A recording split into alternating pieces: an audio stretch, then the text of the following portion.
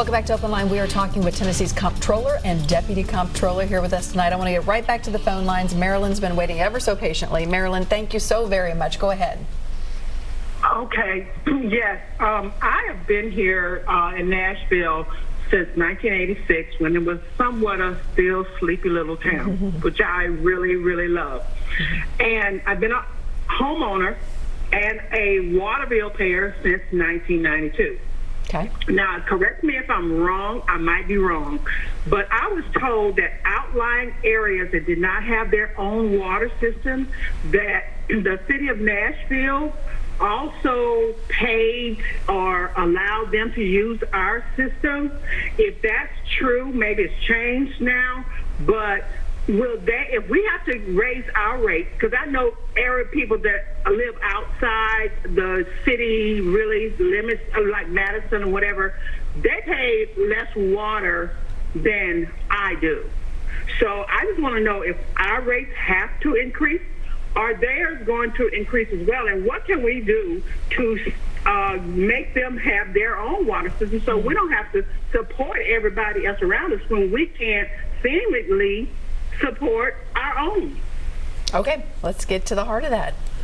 Can you help us out there, Jason? The short answer is that everyone who is a customer of the Nashville Metro water system, regardless of where they live, will see within their Davidson rate County. within Davidson County will see their rates adjusted as a result of this rate. So yes is the quick answer to Marilyn's question. Okay, so rates are going up across the board if you live in Davidson County. Yes. All right, let's head to Jim on the line. Jim, are you with me? Jim, go ahead. You're on the line. Hello. Thanks for taking my call. You're welcome. One of my questions is, I look at the downtown area, and I see we seem to be spending a lot of money trying to entertain the tourism industry. Music City Center, Sound Stadium, Bridgestone, all of that. Are we spending too much money trying to keep the tourism business? And I think my main question is, does tourism really cost us more than we're getting from it? Interesting. Okay, I'd like to hear the answer to that. Well, that's a fair question, and it's one that you should look at every time when you do your budget. But that's really a decision for Metro government to answer, for the Metro Council to answer.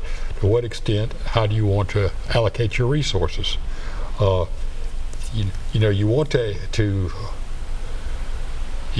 want to allocate your resources in a way that the citizens of Nashville benefit, and it's a tricky question, and it's really one that the city itself should decide, not the state decide for them. Okay, is that fair? Jason, anything else to add to that? Well, I would just say again, it is a debate worth having, and a lot of these tourist attractions, the convention centers, you kind of have the classic but-for argument.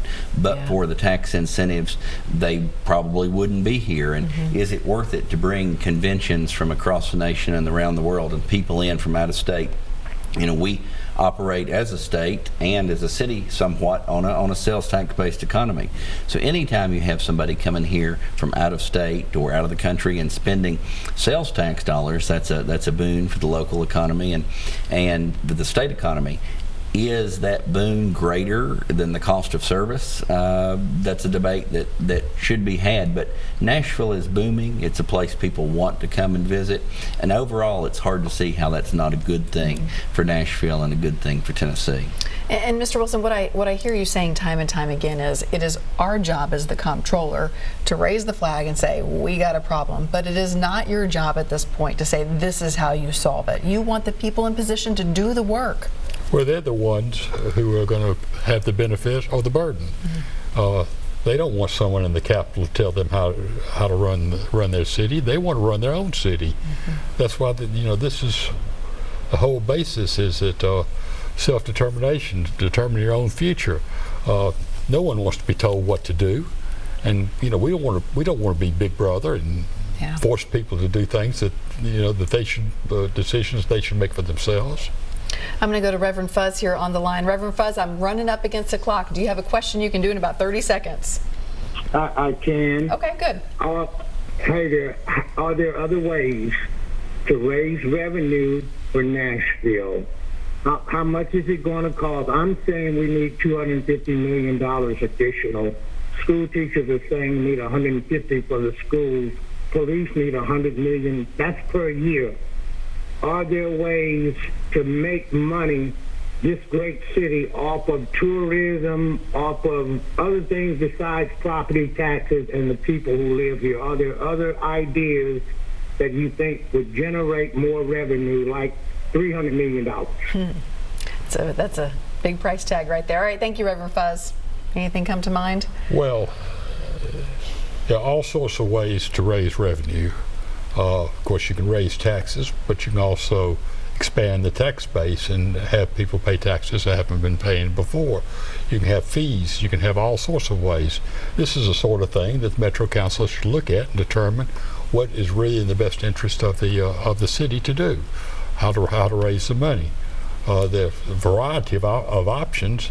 Some of them are good, some of them may not be so good. And one thing that can happen that the caller didn't mention is there can be a reallocation of dollars. The Metro Council may want to look and say, what are we spending our money on? Do we need to take some things we're doing over here that perhaps aren't as vital as teachers or police officers and redirect some of those resources over there? I mean, that's a good internal debate to have anytime. People have it at home all the time. Yeah. If money gets tight, they decide what they do and don't want to do. Yeah. All right, we're going to take a quick break. We're going to come back and wrap things up in just a moment.